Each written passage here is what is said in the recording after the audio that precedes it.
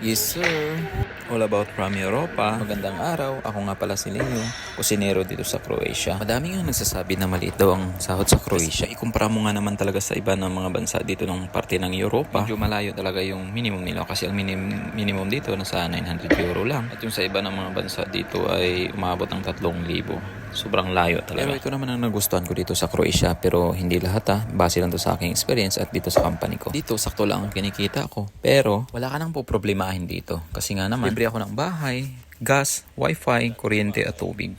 Kaya makakapag-ipon ka pa rin talaga. At meron niya kaming food allowance na 100 euro at napagkakasya naman yun sa isang buwan. Kinumpara ko nga yung dito at nasa ibang bansa na malalaki ang kinikita. Halos parehas lang kasi nga malaking kinikita nila pero babawasan pa sila ng bayarin sa bahay, tubig, kuryente, wifi at kung ano pa. Ang hindi ko lang nagustuhan dito ay yung matagal yung PR nila. Kagaya ng Spain, UK, pwede mo nang makuha ang iyong pamilya. Sa mga nakapanood ng ating video, comment nyo naman sa baba kung hanggang saan umabot ang ating video. Thank you. Follow for more. 8 ng gabi.